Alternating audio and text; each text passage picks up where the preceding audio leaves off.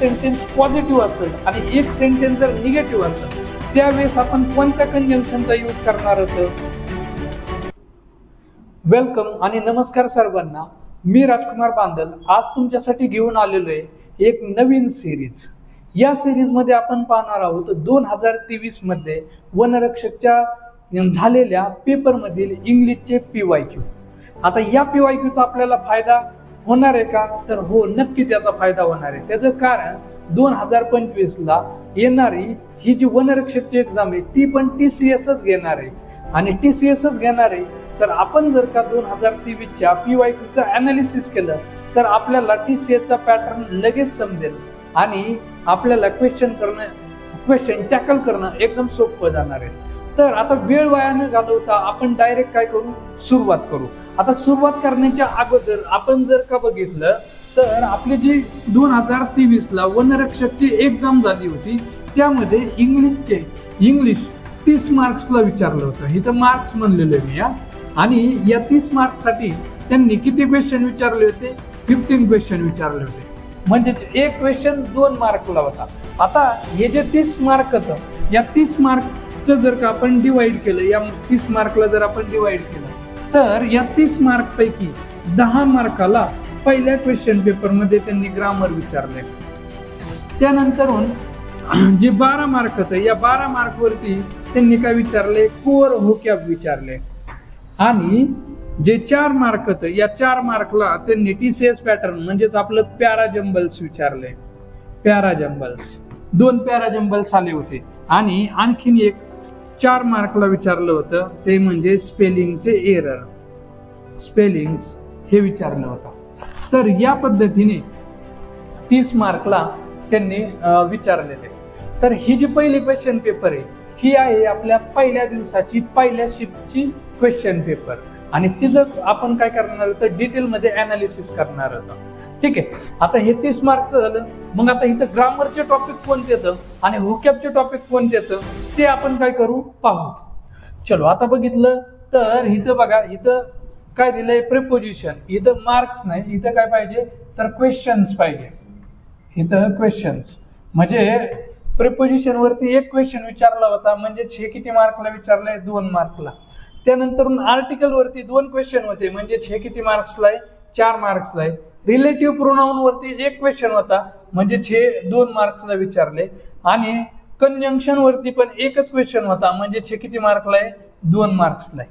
तर हे बघा 2, 4, 6, 8 आणि 10 हे असं टोटली 10 मार्कला त्यांनी काय विचारलेले तर आपलं ग्रामर विचारले.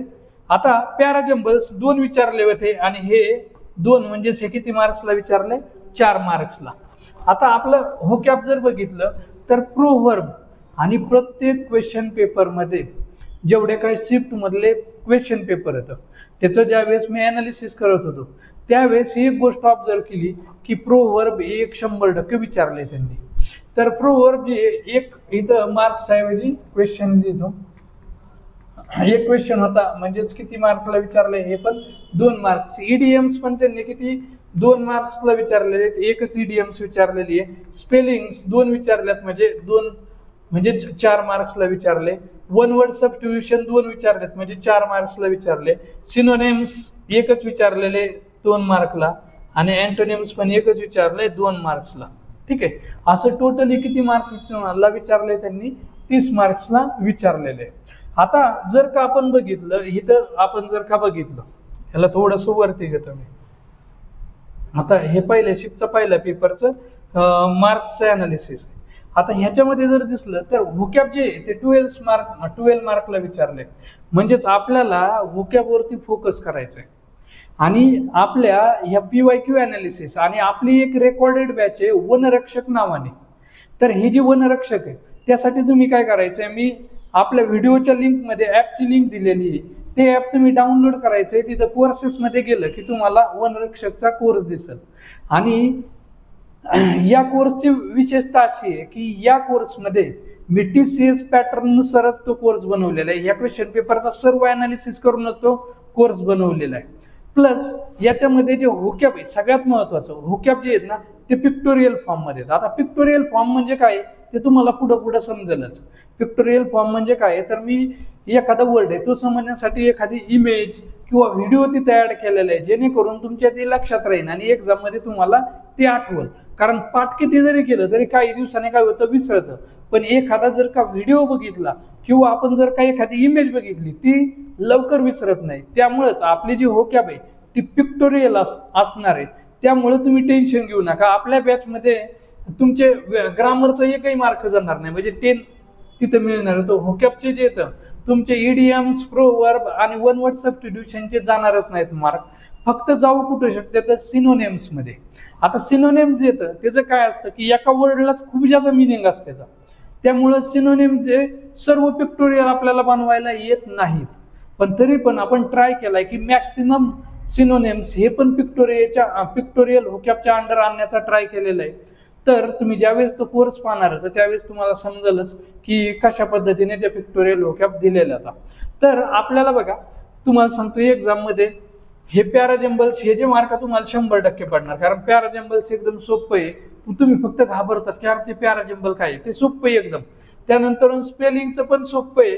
म्हणजे तुम्हाला या 30 पैकी कमीत कमी 24, 26 असे मार्क जर पडले तर तो तुमचा एकदम बेस्ट स्कोर आहे.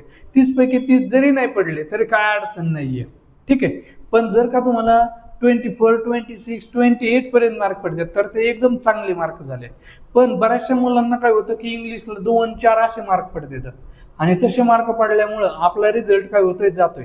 म्हणून आपल्याला मॅक्सिमम मार्क पाडण्यासाठीच आपण ही काय केली PYQ सिरीज सुरू केलेली आणि कोर्समध्ये पण ही PYQ सिरीज मी दिलेली आहे. तर चलो आपण सुरुवात करू आपल्या पहिल्या क्वेश्चन पासून. आता पहिला जो क्वेश्चन आहे तो विचारलेला आहे आपल्याला आर्टिकल वरती. काय विचारलेलं आहे, select the most appropriate option to fill in the blank. आता इथं बघा select the most appropriate option to fill in the blank. आता हे फिल इन द ब्लँक वाचायची काही गरज नाही बरं का, त्याची काहीच गरज नाही आपल्याला फिल इन द ब्लँक वाचण्याची. आपल्याला डायरेक्ट इथे दिसतंय हे वरचं वाचण्याची काही गरज नाही. त्याने काय होणार आहे तर तुमचा टाइम वाचेल एक्झाम मध्ये पेपर सोडवताना, ठीक आहे. आणि तोच टाइम तुम्हाला मॅथचे प्रॉब्लेम सोडवताना उपयोगाला येणार आहे. त्यामुळे वरचं वाचण्याची काही गरज नाही. आता सेंटेन्स बघू, the car crash dash the divider. आता इथं प्रिपोजिशन वापरायचं ऍट. आता हे जे ऍट आहे ना प्रिपोजिशन हे काय अशासाठी असतं, लोकेशन दाखवण्यासाठी, लोकेशन दाखवण्यासाठी किंवा काय दाखवण्यासाठी, टाइम दाखवण्यासाठी. म्हणजे जसं की मी म्हणलं ऍट 7 PM, ऍट 9 PM, हे जे येतं हे लोकेशन आणि टाइम दाखवण्यासाठी असतं. आता हे अप म्हणजे काय वरती, आणि फ्रॉम म्हणजे काय एखाद्या गोष्टीची सुरुवात दाखवण्यासाठी आपण काय म्हणणार तर फ्रॉम हे प्रिपोजिशन आपण तिथं वापरत असतो. अप म्हणजे काय वरती. आता राहिलं इनटू. आता इनटू म्हणजे काय की समजा एखादी गोष्ट, एखादी वस्तू बाहेरून आतमध्ये गेली तर तिला आपण म्हणायचं इनटू. काय म्हणायचं इनटू. म्हणजे समजा माझ्याकडे एक बॉल आहे आणि तो बॉल जर का मी काय केलं तर बॉक्समध्ये फेकला तर मग तिथं काय म्हणणार, he threw a ball into the box असं म्हणणार. त्याचं कारण त्याने काय केलंय बाहेरून तो बॉल आतमध्ये गेलाय का नाही. मग ही जी कार आहे ती काय झालेली रोडवरून डिवायडरवर गेलेली आहे आणि म्हणून तिची मुवमेंट झालेली आहे, डायरेक्शन बदललेली थोडक्यात. मग इथं काय येणार आहे आपलं, the car crash into the divider, into the divider. So माझं ऑप्शन नंबर 3 हे काय तिथं आन्सर आहे. आता दुसरा क्वेश्चन बघा, select the most appropriate fill in the blank. हे वाचायची काही गरज नाही, मी सांगितल्याप्रमाणे. Where is the child dash was crying. आता हा क्वेश्चन कशाचा आहे तर हा क्वेश्चन आहे माझ्या रिलेटिव्ह प्रोनाऊनचा. Relative pronoun. आता रिलेटिव्ह प्रोनाऊन काय असतं नाही का नाही, तर रिलेटिव्ह प्रोनाऊन म्हणजे काय तर आपले जे WH वर्ड येतं, WH वर्ड ह्यांचा तिथं यूज केला जातो. म्हणजे वू आहे, वियर आहे, विच आहे, हे WH वर्ड त्यांचा आपण तिथं रिलेटिव्ह प्रोनाऊन मध्ये काय करत असतो, यूज करत असतो, ठीक आहे. आता इथं ऑप्शन मध्ये जर गेलं तर ऑप्शन मध्ये गेल्यानंतर इथं बघा हा जो प्रश्न आहे तो खूप डेप्थ मधला आहे. त्याचं कारण इथं जर का क्वेश्चन मार्क नसता ना, इथं क्वेश्चन मार्क जर नसता तर ह्याचं उत्तर ऑप्शन नंबर 3 आलं असतं.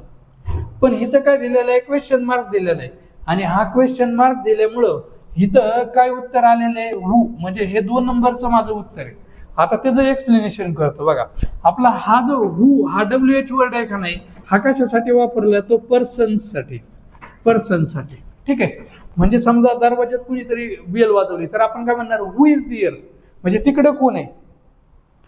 म्हणजे ह्या ज्या हू आहे ह्याचा उपयोग आपण कशासाठी करतो, तर एखाद्या व्यक्तीसाठी, पर्सनसाठी करतो. आता विच ह्याचा जो उपयोग आहे हा आपण कशासाठी करतो, थिंग्ससाठी करतो. आणि इथं चाइल्ड हे काय, पर्सन आहे, आणि चाइल्ड हे पर्सन आहे, त्यामुळे इथं आन्सर काय पाहिजे, हू पाहिजे. शीचा तर काही सवालच येत नाही. हे जे शी आहे ते आपण कुणासाठी वापरतो, तर फिमेल साठी यूज करतो. मग आता इकडे बघा, मी तुम्हाला सांगतो की त्याचं इट हे आन्सर काय येणार होतं. तर आपल्या बेसिक 1च्या व्हिडिओमध्ये मी सांगितले की इंग्लिशमध्ये किती सब्जेक्ट येतं, 8. कोणते येतं, तर आपला ही आहे, शी आहे, त्यानंतर इट आहे, यू आहे, दे आहे, त्यानंतर आय आहे आणि वी आहे. हे काय येतं, 8 सब्जेक्ट येतात. ही जो आहे तो कम्प्लिटली कुणासाठी वापरला जातो, मेल. आणि शी जो आहे तो कुणासाठी वापरला जातो, फिमेल. आणि इंग्लिशमध्ये फक्त 2च असे सब्जेक्ट आहेत ज्यांच्यावरून आपण जेंडर डिसाईड करू शकतो. आता हा जो इट आहे हा कुणासाठी वापरला जातो, निर्जीव वस्तूंसाठी. आणि हा जो इट आहे तो कसा आहे, सिंग्युलर. आणि आपला जो दे हा कुणासाठी वापरला जातो, सजीव व निर्जीव या दोन्ही वस्तूंसाठी वापरला जातो. आणि दे आपला कसा आहे, प्लुरल. काय, प्लुरल. आता इथं मी काय लिहिलंय, इट हा निर्जीव वस्तूंसाठी वापरला जातो आणि तो कसा आहे, सिंग्युलर. पण हा जो इट आहे याच्याबद्दल एक विशेष गोष्ट आहे, जसं आपण बेसिक 1 मध्ये बघितलं इट वर्स दे, त्याच्यामध्ये मी डिटेलमध्ये डिस्कस केलेलं आहे ते. आणि हे जे बेसिकचे व्हिडिओ होते ते खूप महत्वाचे, तर तुम्ही ते पाहिजे. आता जर का चाइल्ड असेल, त्यानंतरून किड असेल, त्यानंतरून बेबी असेल, त्यानंतर एखाद्या ॲनिमलचं नाव असेल, ॲनिमल समजा काऊ आहे, त्यानंतरून एखाद्या बर्डचं नाव आहे, बर्ड समजा ईगल आहे. जर का हे वर्ड आले तर आपण इथं काय करायचं असतो, इट घ्यावा. काय घ्यायचं आहे, इट घ्यावा. आता वरती तर मी काय लिहिलेलं आहे, जर का नॉन लिव्हिंग थिंग्स असतील तरच आपण काय करतो, इट घेतो. पण हे त्याला काय एक्सेप्शन आहे, म्हणजे चाइल्ड असेल, किड असेल, बेबी असेल, ॲनिमल म्हणजे जसं की काऊ, बर्ड, ईगल. मग जर का तिकडं म्हणजे समजा एक काऊ तिकडे उभा आहे तर मी काय म्हणणार, इट इज ए काऊ असं म्हणणार आहे मी. जसं एकच निर्जीव वस्तू आहे, हा पेन एकच आहे, तर मी काय म्हणणार, इट इज ए पेन. हा बोर्ड एकच आहे, it is a board. Fan एकच आहे, इट इज ए फॅन, कारण ती नॉन लिव्हिंग थिंग आहे. पण जर का लिव्हिंग थिंग्स असतील, एखादा ॲनिमल असेल किंवा एखादी बर्ड, इट इज ईगल, तिथं मला काय वापरावं लागतं, इट. आणि इथं हे चाइल्ड तर आलेलंच आहे. आणि त्यामुळं ह्या क्वेश्चन मध्ये ह्या चाइल्डनुसार इट पाहिजे होतं, पण इथं काय रे, क्वेश्चन मार्क आहे. आणि त्यामुळं आपण काय वापरतोय, हू यूज करतोय. ठीक आहे. आणि विशेष म्हणजे हे रिलेटिव्ह प्रोनाउन मधला आहे, त्यामुळं हू हा काय आपला रिलेटिव्ह प्रोनाउन आहे. सो याचं उत्तर किती असणार आहे, ऑप्शन नंबर 2. आता तिसरं काय, select the most appropriate meaning of given proverb. या प्रोव्हर्ब वरती क्वेश्चन आलेला आहे. Don't pull all your eggs in one basket. आता प्रोव्हर्बचं मिनिंग आणि इडियमचं मिनिंग आणि फ्रेजेसचं मिनिंग शोधताना तुम्हाला एक गोष्ट करायची, यांचा शब्दशः अर्थ घ्यायचा नाही. ठीक आहे. फक्त यांच्यामध्ये जी कॉन्सेप्ट दिलेला असेल, जे सेंटेन्स दिलेलं असेल, याचा आपण शब्दशः अर्थ लावून बघायचं की ह्याच्यामधून काय सांगायचं असेल. असा जर विचार केला तर त्याचं उत्तर निघणार आहे. आता काय बघा, don't pull all your eggs in one basket, म्हणजे जेवढे काय एग येतं, समजा माझ्याकडे एक 100 एग्ज येतं आणि ते 100चे 100 एग मी काय केले, एकाच बॅगमध्ये टाकले. तर आता मला एमर्जन्सीसाठी कोणतं एक शिल्लक राहिलेलं आहे का, नाहीये ना. अरे राहिलंय का, नाही. आता डेली लाईफमध्ये याचा उपयोग बघा, की माझा एक बिझनेस आहे, बिझनेस, आणि मी काय केलं की माझा सर्व पैसा जेवढा काही सेव्हिंग आहे, लोन केलं आणि सर्व सेव्हिंग एकाच बिझनेसमध्ये मी काय केलं, इन्व्हेस्ट केलं. आता यामुळं काय होणार की जर का हा बिझनेसचा प्लॅन माझा फेल गेला तर काय होईल, मी रस्त्यावर येईल ना. अरे रस्त्यावर येईल ना. पण त्याच्याऐवजी मी काय केलं, काही पैसा त्या बिझनेसमध्ये इन्व्हेस्ट केला आणि काही पैसा दुसऱ्या बिझनेसमध्ये इन्व्हेस्ट केला. तर पॉसिबिलिटी आहे ना की एक बिझनेस सक्सेस होईल आणि एक बिझनेस फेल झाला तरी दुसरा बिझनेस जो आहे त्याच्यामुळे मी सर्वाईव्ह करू शकतो. अरे आहे ना. आणि म्हणून ही जी प्रोव्हर्ब आहे ह्याचं मिनिंग काय आहे, don't pull all your eggs in one basket. ह्याचा मिनिंग आहे don't risk everything in one business. म्हणजे एकाच बिझनेसमध्ये सर्व काही रिस्क घेऊ नका असं त्याचं मिनिंग आहे. सो ऑप्शन नंबर 1 हे काय माझं उत्तर आहे. आता हे don't talk to everyone you meet ह्याचा काय संबंध आहे, ह्याच्यामधून बघा प्रोव्हर्ब म्हणलं की आपल्याला काहीतरी नॉलेज मिळणार आहे, काहीतरी काय मिळणार आहे, नॉलेज मिळणार आहे. थोडक्यात आपल्याला काहीतरी अक्कल शिकवणारा असणार आहे ते प्रोव्हर्ब. आता इथं don't talk to everyone you meet ह्याच्यामध्ये काय अक्कल समजते आपल्याला, काय नॉलेज भेटते आपल्याला, काहीच नाही. सो हे ऑप्शन नाहीये. आणि don't keep your food uncovered हे तर काय फूडचा आणि ह्याचा काही सवाल आहे का, फूड अनकवर्ड ठेवू नका हे कॉमन सेन्स आहे, हे येतं ह्याचा. त्यामुळे 3 नंबरचा काय उत्तर नाही. आणि don't ask anyone for help ह्याचा पण काही सवाल नाहीये, आपल्याला हेल्प घ्यावीच लागते कुणाची ना कुणाची. सो ऑप्शन नंबर 1 हेच काय होतंय तिथं सो बसतंय बरोबर. आता चौथा आहे select the correctly spelled sentence. आता हा प्रश्न कसा सोडवायचा ते तुम्हाला सांगतो. तुमची ऑनलाईन एक्झाम असणार आहे, तुम्हाला पीसी दिलेला आहे, पीसी काळा झाला तर काय अडचण नाही, आपल्याला मार्क पडले पाहिजेत. आपल्याला 4 ऑप्शन दिलेले तर प्रत्येक ओळीतला एक शब्द जर तुम्ही पाहत गेले तर ते टाइम कन्झ्युम करणार असणार आहे. मग एक आयडिया काय करायची, डायरेक्ट उभे बघायचे. इथं बघा वी सेम स्पेलिंग आहे ह्याचा विषय संपला. इथं बघा लॉस्ट सेम स्पेलिंग आहे, संपला विषय. द सेम स्पेलिंग आहे, त्याच्यामध्ये एरर नाहीये. हे बघा रिसीट त्यानंतर रिसिप्ट, इथं रिसिप्ट आणि रिसीट म्हणजे इथं काहीतरी प्रॉब्लेम आहे. इथून पुढचं सेंटेन्स वाचायची गरज नाही, प्रत्येक शब्द चेक करायची गरज नाही. आता इथं रिसिप्ट हा शब्द आहे, मग री असं ज्या वेळेस बोलतो त्यावेळेस काय पाहिजे रे, REA पाहिजे. ठीक आहे. आणि म्हणजेच आपण REA असं पण म्हणू शकतो फक्त री साठी, आणि किंवा आपण फक्त RE पण म्हणू शकतो. सी आणि म्हणून काय येणार आहे CE. म्हणून आर नंतरून आय तर 100% नाही. रिसिप्टच्या स्पेलिंगला आय नाहीये. रिसिव्हची स्पेलिंग बघा बरं, रिसिव्हची स्पेलिंग आपण RI असं कधी लिहितो का, नाही लिहित. आपण काय लिहितो RE लिहितो. ठीक आहे. म्हणजेच आपल्याला REचं मिनिंग पण काय होतंय, री होते. मग RI असणारा ऑप्शन आपण कट करू. हा 3 नंबरचा ऑप्शन गेलाय माझा. इथं आता बघा रिसी जसं RE म्हणलं की री होतं तसं CE म्हणलं की सी होतं, आणि म्हणून इथं CI दिलेलं आहे. म्हणून 1 नंबरचा ऑप्शन पण माझा काय झालेला आहे, कट झालेला आहे. आणि 4 नंबरचा ऑप्शन पण माझा कट झालेला आहे. सो माझं उत्तर काय असणार, ऑप्शन नंबर 2. आणि ही ट्रिक तुम्ही फॉलो करायची. चलो आता नेक्स्ट आहे select 1 word substitute for Tania's answer to something someone has said come immediately. म्हणजे काय झालेलं आहे की तानियाने काहीतरी विचारलं आणि त्याला लगेच इमिडिएटली म्हणजे लगेच आन्सर दिलं तर त्याला आपण काय म्हणतो, रिप्लाय. म्हणजे तुम्ही जर का मेसेज टाकला हाय, तुम्हाला लगेच येणार हॅलो, जेवलीस का, लगेच नाही जेवली. म्हणजे हा काय असणार आहे, इमिडिएट दिलेला, त्याला आपण म्हणायचं रिप्लाय. काय म्हणायचं, रिप्लाय. सो याचं काय असणार आहे, आन्सर काय असणार आहे, reply.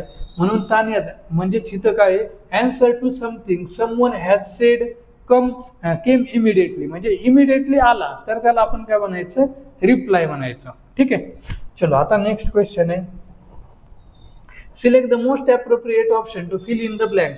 They visited Vivekananda memorial rock in Kanyakumari.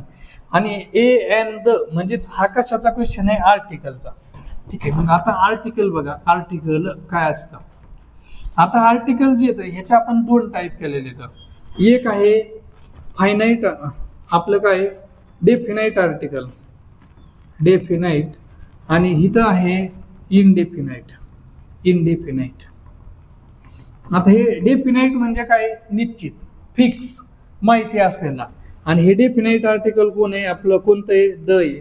आणि इनडेफिनाईट आर्टिकल कोणतं आहे तर ए आणि एन आहे. आता बघा ए आणि एन ह्याच्यामधला डिफरन्स काय, तर ए आणि एन म्हणजे काय, जर का एकच वस्तू असेल, एकच नाऊन असेल. आता सगळ्यात महत्वाचं आर्टिकल्स येतं हे नाऊनच्या अगोदर यूज करतात. नाऊनच्या अगोदर अ बॉल, अ गर्ल, म्हणजे जे नाऊन आहे या नाऊनच्या अगोदर आर्टिकल्स यूज करतो आपण. सो हे जे ए आणि एन आहे, ए आणि एन असेल तर याचा अर्थ काय आहे, फक्त ती वस्तू एकच आहे. किती आहे? एकच आहे. क्लिअर झालं. ए आणि एन म्हणलं की ती वस्तू काय असणार आहे, फक्त आणि फक्त एक असणार आहे. आता द हे डेफिनाइट आर्टिकल आहे. म्हणजे समजा बघा, आता मी तुमच्या घरी आलेलो आहे आणि घरी आलेलो आहे आणि तुमच्या वडिलांनी काय केलंय, दरवाजा उघडलाय. तर वडील म्हणणार तर कोण आहात तुम्ही, कारण वडील मला ओळखत नाहीयेत ना. आणि मग वडील काय म्हणणार, तर मी नाव सांगितल्यानंतर काय म्हणणार, तर बांदल सर म्हणणार, बांदल सर म्हणणार. का? कारण ते मला ओळखत नाहीयेत.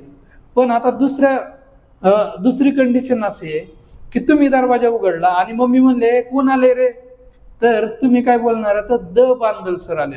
का? कारण तुम्ही मला ओळखता. म्हणजे हा आहे फरक डेफिनाइट आणि इनडेफिनाइट मधला. डेफिनाइट म्हणलं की काय, ते फिक्सपणे माहिती आहे तुम्हाला, आणि इनडेफिनाइट म्हणलं की ते निश्चितपणे आपल्याला माहीत नाहीयेत. मग एखादं प्लेस आहे ते आपल्याला फिक्स माहिती आहे, तर तिथं आपण आर्टिकल काय वापरतो, द यूज करतो. आणि मग आपल्या एक्झाम्पल कडे जर का आलं, select the most appropriate option to fill in the blank. They visited Vivekananda memorial rock in Kanyakumari. आता इथं क्लिअरली त्यांनी नाव दिलेलं आहे का नाही रे, Vivekananda memorial rock in Kanyakumari. Clearly म्हणजे फिक्स प्लेस आहे आणि फिक्स प्लेस आहे, तर इथं माझं आर्टिकल काय येणार आहे, आर्टिकल द येणार आहे. काय येणार आहे, आर्टिकल द. सो इथं माझं आन्सर काय येणार आहे, ऑप्शन नंबर 2 हे माझं काय आन्सर आहे. आणि इथं एनचा आणि एचा काही सवाल उरत नाही. मग तुम्ही बघा, द ह्याचा यूज आपण कधी करायचा, एखादी फिक्स प्लेस असेल, एखाद्या प्लेसचं तुम्हाला नाव दिलेलं आहे डायरेक्ट, तर तुम्ही तिथं द वापरायचं, जास्त डोकं चालवायचं नाही. आता 7 नंबरचा बघा, select the most appropriate antonym of given word अजर. आता अजर हा शब्द कुणीच ऐकलेला नाहीये, ठीक आहे. आता अजर ह्याचं मिनिंग काय, पण त्याच्या अगोदर ह्या प्रश्नामध्ये आपण काय बसतो बघा, ह्याला लगेच गोल करून टाकायचं. हे अँटोनिम आहे. अँटोनिम म्हणजे काय, अपोजिट वर्ड्स आपल्याला फाइंड आउट करायचं आहे. सो अजरचा सगळ्यात पहिल्यांदा आपल्याला मिनिंग माहिती पाहिजे आणि सेकंडली मग त्याचा अपोजिट आपल्याला करायचं आहे. आता अजर म्हणल्यानंतर बघा, तुमच्या स्क्रीनवरती एक इमेज दिसते. त्या इमेजमध्ये काय दिसतंय तुम्हाला, की एक डोर आहे आणि ते ओपन आहे आणि त्या ओपन डोरवरती अजर असं लिहिलेलं आहे. सो अजर ह्याचं मिनिंग काय, त्या इमेजवरून मला इमेजवरून काय मिनिंग समजते, की अजर मीन्स ओपन. अजर मीन्स काय, ओपन. आणि मग ओपनचं अपोजिट काय आहे, क्लोज्ड. हे तर आपल्याला पहिलीमध्ये पण येते.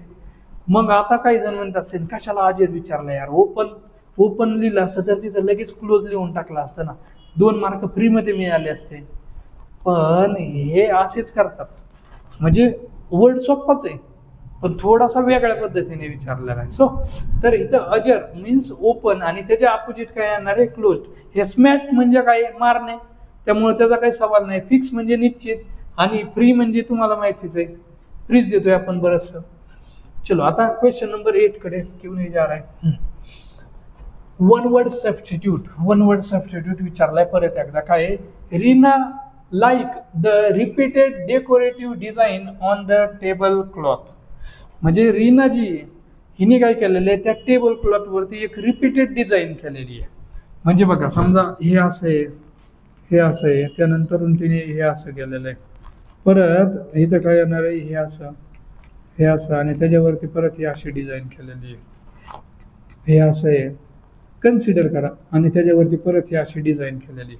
तर ह्याच्यामध्ये तुम्हाला काय दिसतंय बरं, हीच डिझाईन रिपीट होती का नाही, ही डिझाईन काय झालेली आहे रे, रिपीट झालेली आहे का नाही.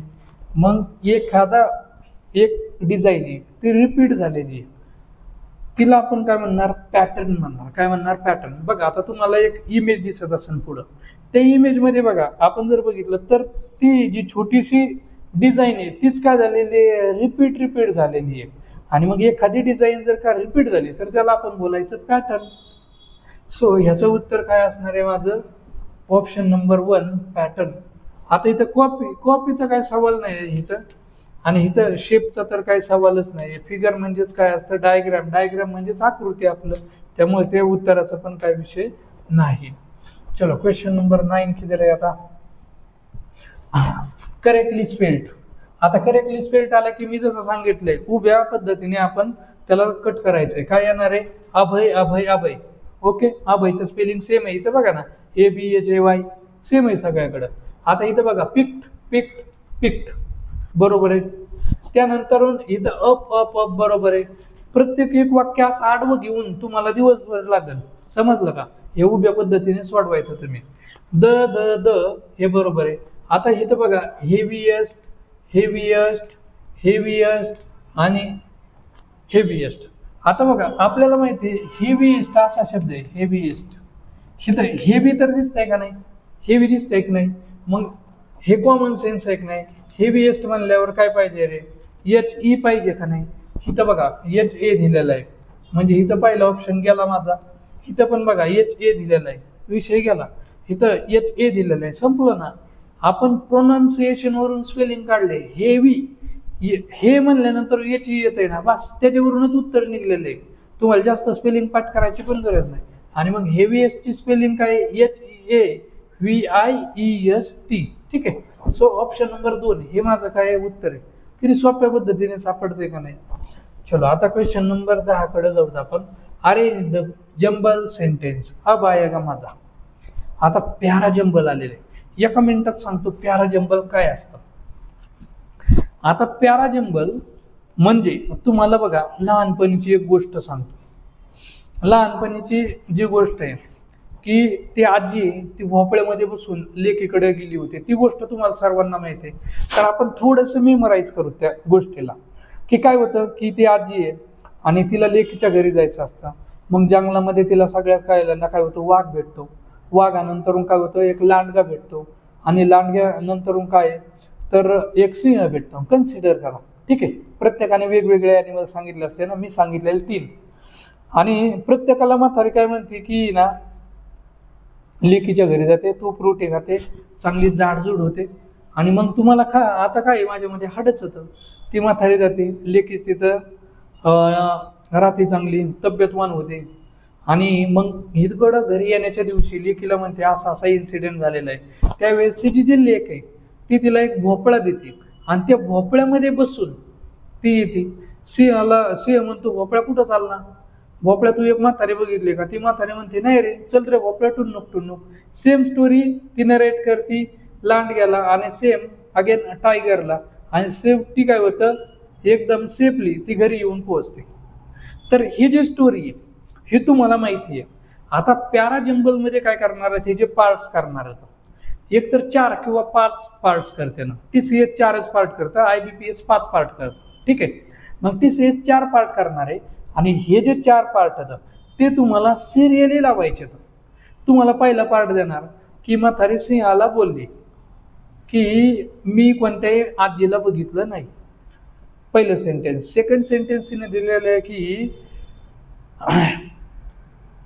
तिने डिसाईड केलं आपल्या मुलीला भेटायचं, हे केलं. तिसरं सेंटेन्स असं दिलं की मुलीने तिला एक भोपळा आणून दिला. आणि चौथं सेंटेन्स असं दिलं की म्हातारी घरी सुखरूप पोहोचली. आता हे तुम्हाला सिरियल लावायचं. मग पहिलं काय येणार आहे, तिने डिसाईड केलं लेकीकडे जायचं. दुसरं काय येणार आहे की ती लेकीच्या घरी गेली, लेकीला सांगितलं, लेकीने भोपळा दिला. तिसरं सिंह तिला बोलला. आणि चौथं ती सेफली घरी आली. राईट. आणि ह्या सेंटेन्सची ही जी अरेंजमेंट आहे ह्यालाच आपण म्हणायचं प्यारा जंबल. बाकी त्याच्यात काही नवीन नाहीये. ठीक आहे, तर आता क्वेश्चनकडे येऊ. आणि या प्यारा जंबलच्या तुम्ही अजिबात घाबरायचं नाही. आता प्यारा जंबलच्या मी तुम्हाला सांगणार आहे ट्रिक्स. आणि या ट्रिक्सवरून तुम्हाला उत्तर निघणार आहे. जरी तुम्हाला मिनिंग समजलं नाही तर टेन्शन घ्यायचं नाही. मी सांगितलेल्या ज्या काही 4 ते 5 ट्रिक होता त्या तुम्ही वापरायच्या, तुम्हाला उत्तर निघणार आहे. हा, आता एखादं प्यारा जंबल असं येईल की त्याचं आपल्याला उत्तर मिनिंग शिवाय निघणारच नाही. पण वनरक्षकला जास्त करून आपल्या शॉर्टकटनी उत्तर निघणारे प्यारा जंबलच होतं. त्यामुळे टेन्शन नाही का नाही. आता काय दिलंय बघा की for example the influence from the Mathura refinery affect the Taj Mahal. आता मी वाचत बसत नाहीये. आता मी काय करणार, फक्त यांचं पहिला शब्द बघणार. इथं पहिला शब्द कोणता आहे, फॉर एक्झाम्पल. इथं काय आहे दस, इथं काय आहे सेव्हरल, आणि इथं काय आहे अनअदर एक्झाम्पल. आता ह्याच्यामध्ये बघा मला एक वर्ड सापडलेला आहे, आपला कीवर्ड सापडलेला आहे. कोणता माहिती आहे का? माझा कीवर्ड आहे दस. काय आहे? दस. आता दस याचं मिनिंग काय आहे? म्हणून. काय आहे? म्हणून. म्हणजे आपण ज्या वेळेस बघा, आपण शाळेमध्ये उत्तर लिहायचो की स्वराज्याला सर्व बाजूने धोका होता, म्हणून शिवाजी महाराजांनी पुरंदरचा तह मान्य केला. आणि तिथंच उत्तर संपायचं का नाही आपलं? म्हणून महाराजांनी काय केला? तह मान्य केला. मग हे जे दस आहे याचा मिनिंग काय आहे? म्हणून.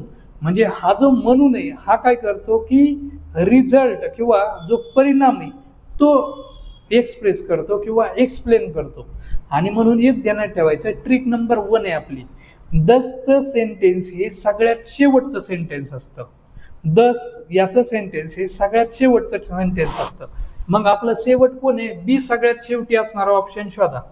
चलो, हा पण नाहीये बीचा, हा पण नाहीये, हा पण नाहीये. माझं उत्तर आहे ऑप्शन नंबर 1, फिनिश. मला वाचायची पण गरज नाही पडली. हा, वाचून तुम्ही मिनिंग वरून शोधू शकता, पण इथं मला वाचायची काही गरज पडली का? नाही. ह्याच्यामध्ये आणखीन एक बघा, आणखीन एक ही आहे बरं का आयडिया. काय आहे रे?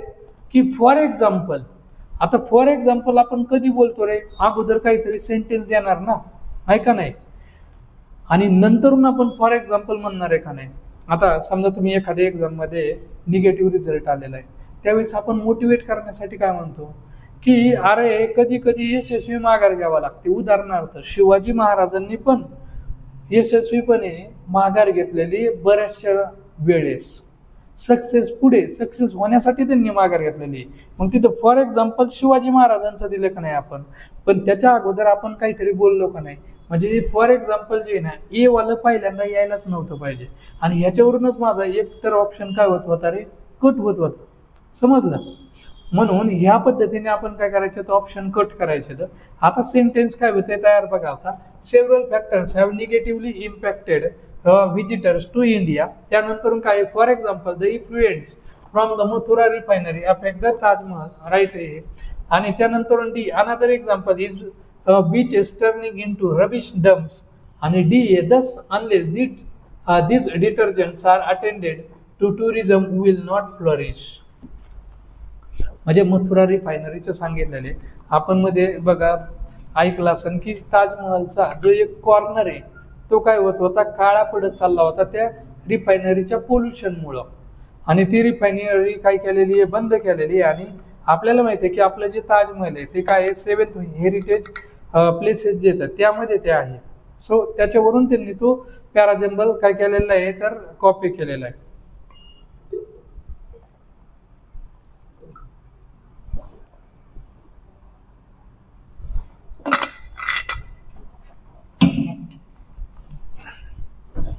आता क्वेश्चन नंबर 11 कडे जाऊ. Select the most appropriate meaning of idiom. Idiom विचारले काय? To be like a fish out of water. नीट समजून घ्या. To be like a fish out of water म्हणजे जो फिश आहे याला पाण्यातून बाहेर काढल्यासारखं वाटणे. आता इथं आपण शब्दशः अर्थ घेऊ. आता फिशला पाण्यातून बाहेर काढल्यानंतर कसं वाटणार रे? फिश म्हणेन का अरे वा काय भारी वाटतंय पाण्यातून बाहेर, काय नवीन जग लय भारी यार बाहेरचं, असं म्हणणार आहे का? Obviously not. तो लगेच काय होणार आहे? जगण्यासाठी तडफड सुरू करणार आहे त्याची. बरोबर आहे की नाही? तो हॅपी होणार आहे का नाही? म्हणजेच काय आहे की फिशला जसं पाण्यातून आपण बाहेर काढतो तसं आपल्याला आपली आवडती गोष्ट, आता फिशसाठी लवेबल थिंग कोणती आहे? वॉटर. तसं आपल्याला एखादी लवेबल गोष्ट आहे आणि त्या गोष्टीपासून आपल्याला दूर केलं तर आपण कसं होणार? तर अनहॅप्पी आणि ऑकवर्ड होणार. तर काय होणार? तर अनहॅप्पी आणि ऑकवर्ड. आता बघा तुमच्या स्क्रीनवरती एक आहे ना इमेज आहे. त्या इमेजमध्ये जर बघितलं तर बघा हे जे कपल्स होतं, साईडला कपल्स होतं, ते गप्पा मारता येतं, मजाक चाललाय, हसी मजाक चाललाय. आणि एक जो आहे तो बघा एकटाच बसलेला आहे. का? तो सिंगल आहे. मग ह्या सर्वांना बघून तो काय झालेला आहे? अनहॅप्पी झालेला आहे. सो ही इमेज लक्षात राहिली असेल की तुम्हाला समजेल काय की to be like a fish out of water means तो जो पर्सन आहे तो कसा आहे? अनहॅप्पी आणि ऑकवर्ड फील करतोय, कारण सगळे तर कपल होतं आणि हा एकटाच आहे. तर याचं मिनिंग काय येणार आहे? मग to feel awkward and unhappy. So option number 4 is the right answer. आता इथं काय to be thirsty and dry ह्याचा काही सवाल आहे? थर्स्टी अँड ड्रायचा ह्याचा काही सवालच नाही. टू फील व्हेरी कम्फर्टेबल तो मासा म्हणणार आहे का रे वा काय भारी आहे. म्हणजे हे ऑप्शन जर तुम्ही वाचले तर ऑप्शनवरून पण उत्तर निघणार आहे. To be in a safe place. आता माशाला पाण्यातून बाहेर काढलं ते काय सेफ प्लेस असणार आहे का? नाही. म्हणजे बघा ह्या प्रश्नाचे आपण दोन पद्धतीने उत्तर काढू शकतो. ऑप्शनवरून पण उत्तर काढू शकतो कारण त्यांनी ऑप्शन एकदम बोगस दिलेले आहेत. सो 4 नंबर हे माझं उत्तर आहे. आता परत एकदा प्यारा जंबल आलेलं आहे. The Indian elephant is cultural symbol throughout Asia आणि that is because the tiger is called the national animal in India. It's the national heritage animal. There are about 28 elephants in India असं दिलेलं आहे. आता बघा इथं तुम्ही option observe करा. ह्या सगळ्यांच्या सुरुवातीला काय आहे रे? ए म्हणजे आपलं पहिलं सेंटेन्स काय आहे? ए वालं आहे. हे 1 नंबर आहे. ठीक आहे. मग काय दिले बघा in the Indian elephant is a cultural symbol throughout Asia. त्यानंतर काय येणार आहे? मग इथं बघा in Indian elephant is cultural symbol throughout Asia. म्हणजे आपण काय दिलेलं आहे? पहिल्यांदा एशियाची माहिती बघितलेली आहे आणि त्यानंतरून आपण कुणाकडे जाणार तर इंडियाकडे. मग कधी पण प्यारा जंबलमध्ये जर का प्लेसेस असतील तर पहिलं सेंटेन्स हे जी सगळ्यात मोठी प्लेस आहे का नाही तिचं असतं आणि त्याच्यानंतरून दुसरं सेंटेन्स हे त्याच्या खालच्या प्लेसचं असतं. इथं एशिया सगळ्यात मोठं आहे का नाही आणि त्याच्या अंडर कोण येणार आहे? इंडिया येणार आहे. सो इथं बघा सी नंबरमध्ये इन इंडिया दिलेले आणि म्हणून 1 नंबर जर ए तर 2 नंबर माझा सी पाहिजे. म्हणजेच ए नंतरून मला काय पाहिजे रे? सी पाहिजे. सो इथं ए नंतरून सी इथं तर कोणत्या ऑप्शनमध्ये नाहीये. इथं पण नाहीये, इथं पण नाहीये आणि ऑप्शन नंबर 3 हेच माझं काही उत्तर आहे. आता ह्याच्यासाठी कोणती ट्रिक आहे? जर का प्यारा जंबलमध्ये प्लेस दिलेले असतील तर मोठी प्लेस हे काय पहिलं सेंटेन्स असतं आणि दुसरी छोटी प्लेस हे काय असतं? सेकंड नंबरला असतं. सो ह्याचं उत्तर येणार आहे 3 नंबर. पण आता बघा तुम्ही प्यारा जंबल सोडवताना ह्या ट्रिक तुम्ही वापरा. पण जर का ज्याला काहीच इंग्लिश समजत नाहीये, जास्त मिनिंग समजत नाहीये, तो ही ट्रिक वापरून उत्तर काढू शकतो. आपण ज्याला मिनिंग समजतंय त्याने काय करायचं? सेंटेन्सचं मिनिंग समजून घ्यायचं आणि उत्तर काढायचं. मिनिंग समजून जर का उत्तर काढलं तर तुमचं अजिबात चुकणार नाही. म्हणून मी दोन्ही ऑप्शन सांगितलेले. एक तर मिनिंग समजून घ्या नाहीतर मग ही ट्रिक वापरा आणि आपल्याला काही उत्तर बरोबर येण्याशी मतलब आहे. तिथं थोडी विचारणार तुमचं हे प्यारा जंबलचं उत्तर हे असंच का आलं. त्यामुळं तुम्ही कोणतीही ट्रिक वापरा, काय अडचण नाही. चलो आता 13 नंबरचा आहे. Select the most appropriate option to fill in the blank. Have you ever seen rainbow? Question mark. आणि इथं काय दिलंय? 1 आणि ए आणि एन दिलेलं आहे. ठीक आहे. आता ए आणि एन दिलेले म्हणजे हा आर्टिकल वरला क्वेश्चन आहे. आता इथं आपल्याला रेनबो आहे, इथं आपला शाळेतला नियम वापरायचा आहे. पण शाळेतला नियम काय आहे बघा? शाळेतला नियम जो आहे तो आपला काय आहे की जर का ए ई आय ओ आणि यू हे काय आहेत रे? हे वॉवेल्स येतं. काय येतं? वॉवेल्स म्हणजे स्वर येतं, इंग्लिश मधले स्वर. आणि बाकीचे हे जे येतं बी सी डी एफ बाकीचे ह्या 5 जणांना सोडून जे येतं त्यांना म्हणायचं कॉन्सोनंट. कॉन्सोनंट म्हणजेच काय आहे तर व्यंजन मराठीमधले. तर हे जे ए ई आय ओ यू हे वॉवेल्स दिसले की एन घ्यावा, हा आपला रूल आहे. पण आता मी काय सांगतोय, हा जो रूल आहे ना स्कूलमध्ये शिकवलेला तो चुकीचा आहे. तुम्ही म्हणता मास्तर चुकीचे शिकवायला लागले, तर ऑब्विसली नॉट. चुकीचा आहे हा नियम. काय खरा रूल काय आहे तर बघा. आणि हा रूल कसा फसवतो ते पण सांगतो. आता मी इथं जर का घेतलं युनिव्हर्सिटी आणि इथं मी तुम्हाला सांगितलं ए किंवा एन वापरा. इथं घेतलं की 1 रुपी नोट असं घेतलं. तर आता हे जे 2 वर्ड आहेत ह्या 2 वर्डच्या अगोदर तुम्हाला आर्टिकल ए किंवा एन वापरायचंय. आता तुम्ही काय करणार? इथं यू दिसला, अरे वॉवेल्स दिसला, चलो भाई एन लिखो. इथं ओ लिहिला, अरे ए ई आय ओ यू दिसतोय, ओ दिसतोय की लगेच एन लिखो. आणि मग तुम्हाला उत्तर येणार चुकीचं, 0 आउट ऑफ 0 म्हणजे 0 मार्क पडणार 2 मार्कापैकी. ओके. 0 मार्क काढणार आणि मायनस होते आणि ते आणखीन वेगळं. त्याचं कारण हा नियम आपला चुकीचा आहे. रूल काय आहे बघा, की रूल इथं मी रूल सांगतो आणि मग उत्तर सांगतो. इथं आपला रूल काय आहे की A, E, I, O, U हे वॉवेल्स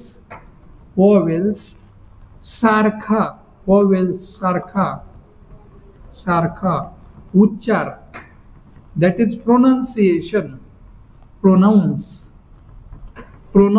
होत असेल तर ॲन घ्यावं, अदरवाईज ॲन घ्यायचा नाही, अदरवाईज ए घ्यायचा. मग आता ह्या एक्झाम्पल कडे जर का मी आलो तर इथं बघा युनिव्हर्सिटी लिहिताना कसं लिहिणार रे, यू असं लिहिणार का नाही.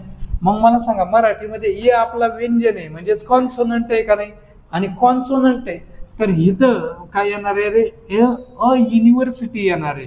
इथं व लिहितो का नाही, व हे मराठीमध्ये काय व्यंजन आहे म्हणजेच कॉन्सोनंट आहे. सो इथं आपण काय करायचंय, एचा यूज करायचा आहे. म्हणून आपण प्रोनाउन्सिएशन बघायचंय. चलो आता आपल्या क्वेश्चन कडे येऊ. क्वेश्चन किती काय, हा, have you ever seen rainbow, रे आता रे आपला कॉन्सोनंट आहे का नाही, कॉन्सोनंट आहे तर इथं काय पाहिजे, अ रेनबो. सो इथं वनचा काही सवाल नाही, इथं उत्तर हे एनचं पण नाही. ऑप्शन नंबर 4 हे काय आहे, करेक्ट आन्सर आहे. चलो आता नेक्स्ट आहे, select the most appropriate option, fill in the ब्लँकच आहे. Navin is in my class dash in different section. आता हा क्वेश्चन आहे कंजंक्शन वरचा. आता कंजंक्शन काय असते ते सांगतो बघा. कंजंक्शन लिहितो, कंजंक्शन. आता जंक्शन म्हणजे काय आहे तर कनेक्ट करायचं. आता कुणाला कनेक्ट करायचंय, एक तर आपण काय करायचे, 2 वर्ड्स कनेक्ट करायचे, 2 वर्ड्स और 2 सेंटेन्स कनेक्ट करायचे, 2 सेंटेन्स. मग 2 वर्ड्स किंवा 2 सेंटेन्स कनेक्ट करण्यासाठी जे वर्ड्स आपण घेणार आहोत ना त्यांना आपण म्हणायचं कंजंक्शन. मग ते कोणते, तर फॉर आहे, त्यानंतर अँड आहे, सो आहे, स्टील आहे, अल्दो, इफ, अनलेस, खूप सारे तर दॅट आहे, what, when, where, which means all WH words play a role of conjunction. आता म्हणून आपल्याला इथं काय करायचंय, 2 वर्ड्स किंवा 2 सेंटेन्स जोडायचे आहेत आपल्याला, आणि म्हणून आपण तिथं कंजंक्शनचा वापर करणार आहोत. आता समजा 2 वर्डचं सांगतो की इथं 2 नाऊन येतं, काय येतं, राज, ठीक आहे, आणि इथं आहे आर्या. आता या दोघांना मला कनेक्ट करायचंय तर मी काय म्हणणार आहे की राज अँड आर्या असं बोलणार आहे. मग इथं बघा हे जे 2 नाऊन येतं, राज हे नाऊन आहे आणि आर्या हे पण नाऊन आहे. ह्या नाऊनला ह्या अँडने कनेक्ट केलं का नाही, आणि म्हणून इथं अँड हा काय आपला कंजंक्शन आहे. काय कंजंक्शन. सो कंजंक्शन म्हणजे काय, if we have to connect 2 sentences और 2 nouns then we have to use conjunction. आपल्याला काय यूज करावं लागणार आहे, कंजंक्शन. मग आता इथं बघा, Navin is in my class dash in different section. इथं इफ, सो, अँड आणि बट हे 4 कंजंक्शन दिलेले आहेत. आता इफ हा जो आहे हा इफ कधी वापरायचा तर कंडिशनसाठी, कंडिशन. मग आता समजा कंडिशन कोणती आहे, if you study hard you will get good marks, he condition आहे. किंवा मुलींची कंडिशन काय आहे, if you get government job I will मॅरी विथ यू असं म्हणणार. ही कंडिशन आहे, रिअल आहे ती कंडिशन बरं का.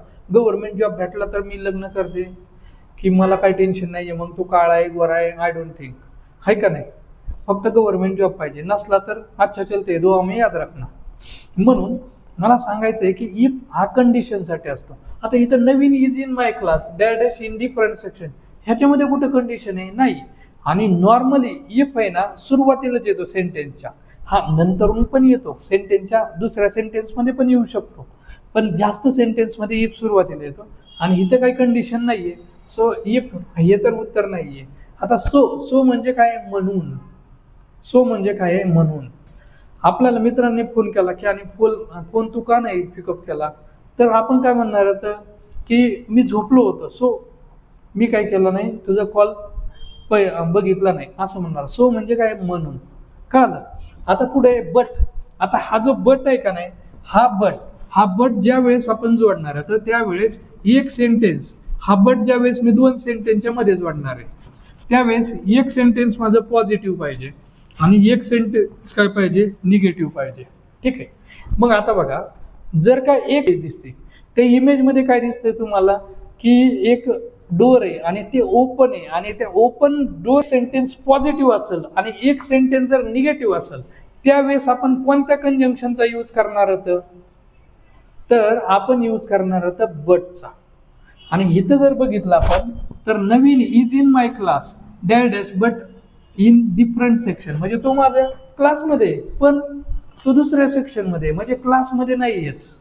म्हणजे एक सेंटेन्स पॉझिटिव्ह आणि एक सेंटेन्स काय, निगेटिव्ह. आता फॉर एक्झाम्पल की तुम्ही मुलगी पाहायला गेलात आणि ती मुलगी जर बघितली तर तुम्ही काय म्हणणार आहात की she is clever but she is ugly असं म्हणणार. म्हणजे हुशार आहे ती पण ती काय दिसायला व्यवस्थित नाहीये. ओके, अगली हा थोडासा डार्क वर्ड झाला. तर but she is not so beautiful असं म्हणूया आपण त्याच्याऐवजी. म्हणजे एक सेंटेन्स पॉझिटिव्ह आणि एक सेंटेन्स कसं आहे, निगेटिव्ह आहे. राईट. आणि मग तिथं काय वापरणार आहोत आपण, बट. म्हणून इथं काय येणार आहे, माझं बट येणार आहे. आता अँडचं मी सांगितलेलं आहे की राम अँड सीता, मग इथं अँड हे 2 वर्डसाठी 2 सेंटेन्ससाठी पण यूज केलं जातं. इथं 2 सेंटेन्स सेम मिनिंगच्या सेम पॉवरच्या असतील तर आपण तिथं अँड वापरायचं. ह्याच्यामध्ये दोन्ही सेंटेन्सला सेम व्हॅल्यू असली पाहिजे बरं का, तरच आपण तिथं अँड यूज करतो. आपण ज्यावेळेस कंजंक्शनचे लेक्चर्स होतं त्याच्यामध्ये बघा अँडवरती मी खूप सारे एक्झाम्पल्स दिलेले, तुम्ही ते लेक्चर्स व्यवस्थित पहा. चलो मग उत्तर काय माझं, बी आहे, 2 नंबर आहे. आता शेवटचा प्रश्न आहे, select the most appropriate synonym of the given word. काय, ट्रँक्विल. आता ट्रँक्विल म्हणजे काय, मी पाणी पितो, थोडासा घसा कोरडा पडला.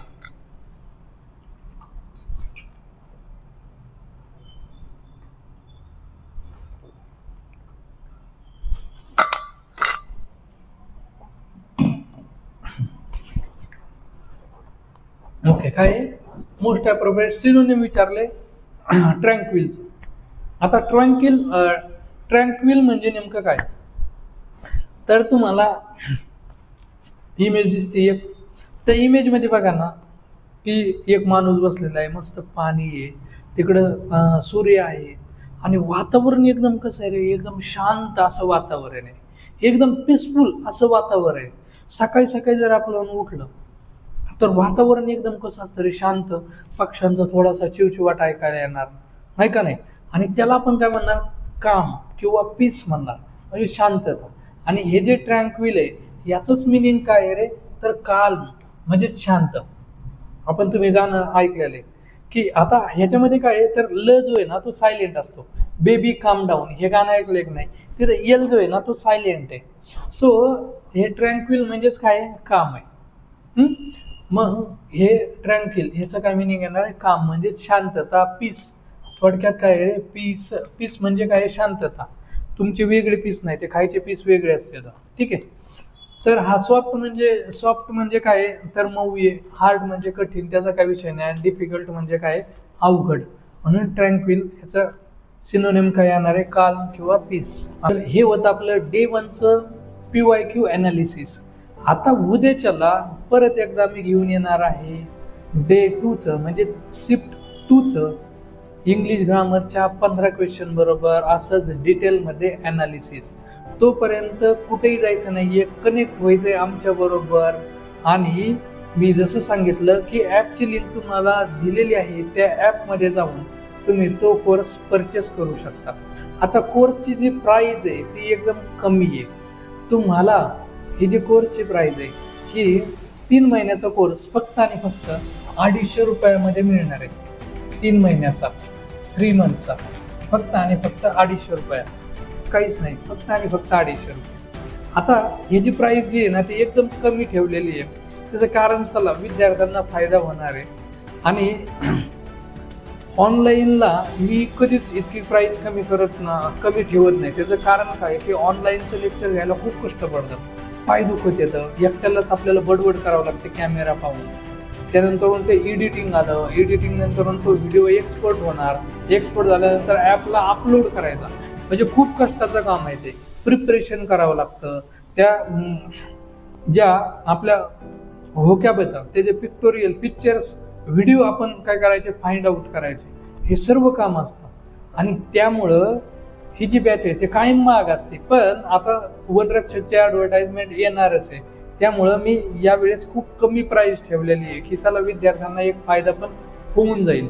तर फक्त 250 रुपयाला 3 महिन्याची बॅच आहे. आता जर का तुम्ही 6 मंथची बॅच घेतली, 6 मंथची बॅच घेतली तर तुम्हाला 500 रुपये पाहिजे, बरोबर आहे का नाही. पण मी फक्त ती 6 मंथची जी बॅच आहे ना ती तुमच्यासाठी फक्त आणि फक्त 350 रुपयाला दिलेली आहे. सो तुम्ही ॲपमध्ये जा, तिथं तुम्हाला 2 ऑप्शन दिसते ना, 3 महिन्याची घ्यायची का 6 महिन्याची. तर तुम्ही त्यापैकी एक कोणताही मंथ सिलेक्ट करा आणि ती बॅच काय करा, परचेस करा. सो आजच्या व्हिडिओमध्ये एवढंच. पुन्हा भेटूया उद्या डे 2च्या ॲनालिसिस बरोबर. थँक्यू.